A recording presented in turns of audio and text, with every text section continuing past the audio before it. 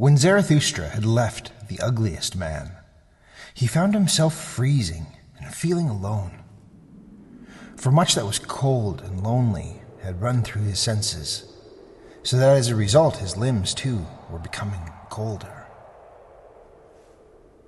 But as he climbed higher and higher, up, then down, now past green meadows, but also across rocky places, where no doubt an impatient stream had once made its bed. Then, all at once, he began to feel warmer again, and more tender. What has happened to me? He asked himself. Something warm and lively refreshes me, which must be somewhere nearby. Already I feel less alone. Unknown companions and brothers surround me, their warm breath touching my soul. But when he peered about him, searching for the consolers of his solitude, behold, there were cows standing all together on a hillock, whose nearness and smell had warmed his heart. But these cows seemed to be listening eagerly to someone speaking, and were paying no attention to the one who was approaching. But when Zarathustra was quite close to them, he distinctly heard a human voice issuing from the midst of the cows, and they had apparently all turned their heads toward the speaker. Thereupon Zarathustra jumped up to them eagerly and pushed the beasts aside, for he feared that someone had sustained an injury here that would hardly be healed by the sympathy of cows. But in this he was mistaken. For behold, there was a man sitting on the ground who seemed to be urging the cows not to be afraid of him. A peaceable man, a sermonizer on the mount, from whose eyes goodness itself was preaching. "What do you seek here?" cried Zarathustra in consternation. "What do I seek here?" he answered.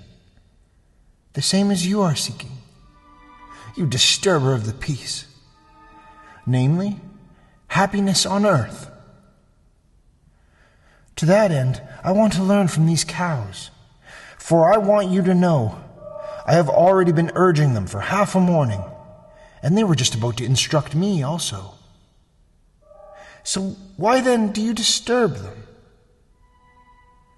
Except we be converted and become as cows, we shall not enter the kingdom of heaven.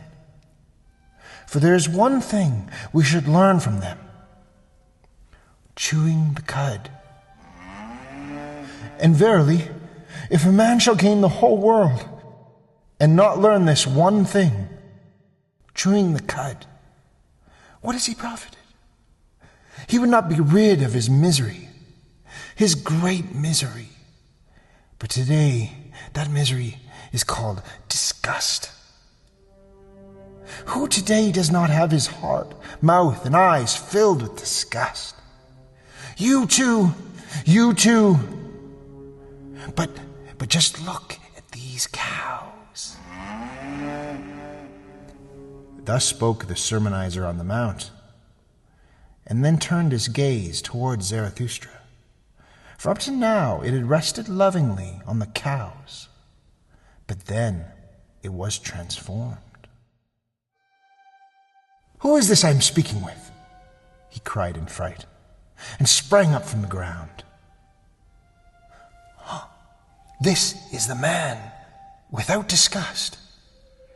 This is Zarathustra himself, who has overcome the great disgust. This is the eye, this is the mouth, this the heart of Zarathustra himself."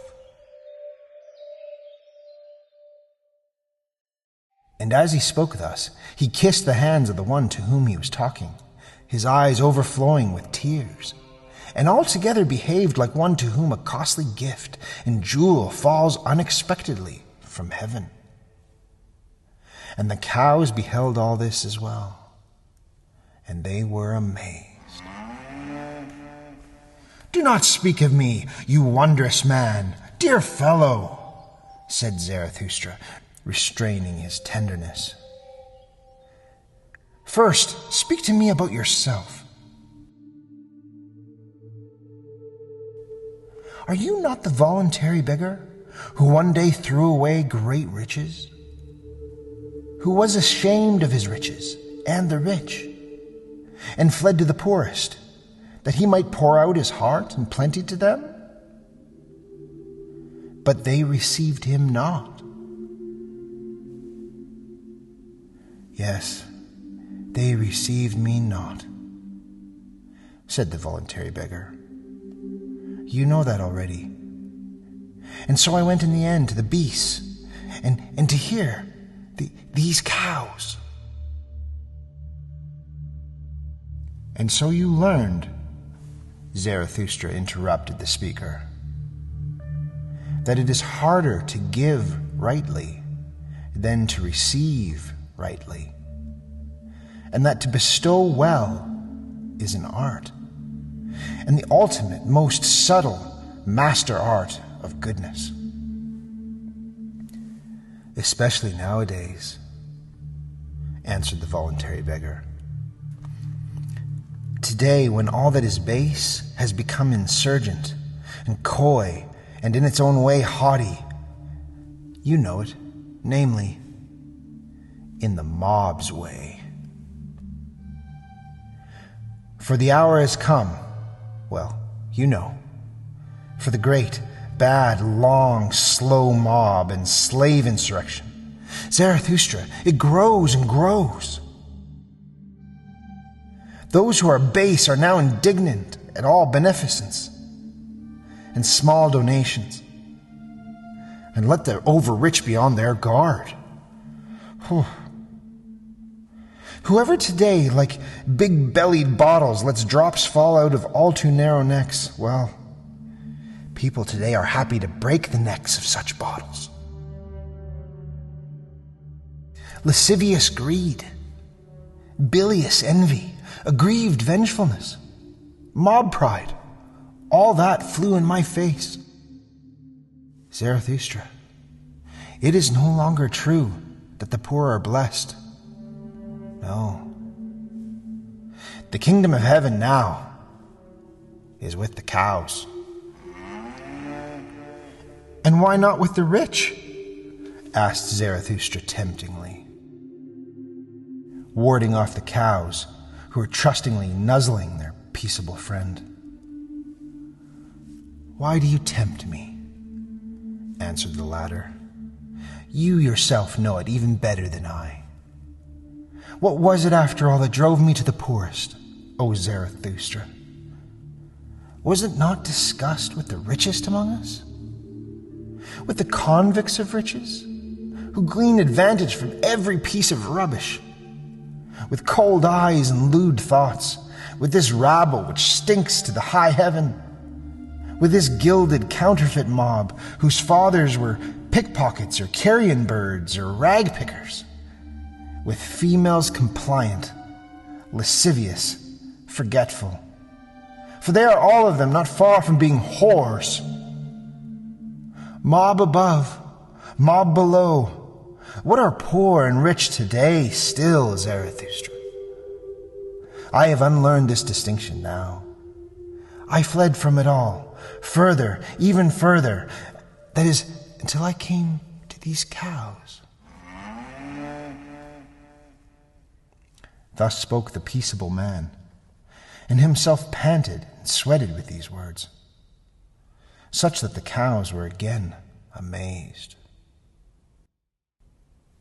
But Zarathustra kept looking him in the face with a smile, as he was talking so harshly, and then he silently shook his head. You do yourself violence, you sermonizer on the mount, when you use such harsh words. For such harshness neither your mouth nor your eye was made. nor even, it seems to me, your very stomach. For it opposes all this raging and hating and foaming over. Your stomach wants milder things. You're no butcher. You seem to me rather a man of plants and roots. Perhaps you crush grains? But you are certainly averse to pleasures of flesh, and rather you love honey. You have divined me well, replied the voluntary beggar, his heart relieved. I do love honey, and I also crush grains. For I was seeking what tastes delightful and makes one's breath pure. Also that which takes time, a day's and a month's work for gentle idlers and lazy bones. Of course, these cows have taken it the furthest. They invented for themselves chewing the cud and lying in the sun. They also abstain from all heavy thoughts, which distend the heart. Well then, said Zarathustra, you should also see my animals, my eagle and my serpent. Their like is not to be found on earth today. Behold, yonder leads the way to my cave. Be its guest tonight, and talk with my animals of the happiness of animals, until I myself come home. For now, a cry of need calls me urgently away from you. You'll also find fresh honey up there, ice-cool golden comb honey. Eat of it. But now straightway take leave of your cows, you wondrous man, dear fellow, hard though it may be for you, for they are indeed your warmest friends and instructors. With the exception of one, who is even dearer to me, answered the voluntary beggar. You yourself are good and even better than a cow, O Zarathustra. Away, away with you, you awful flatterer, cried Zarathustra wickedly. Why do you spoil me with such praise and honey flattery? Away, away from me, he cried once again, and swung his staff at the affectionate beggar. And the beggar ran swiftly away.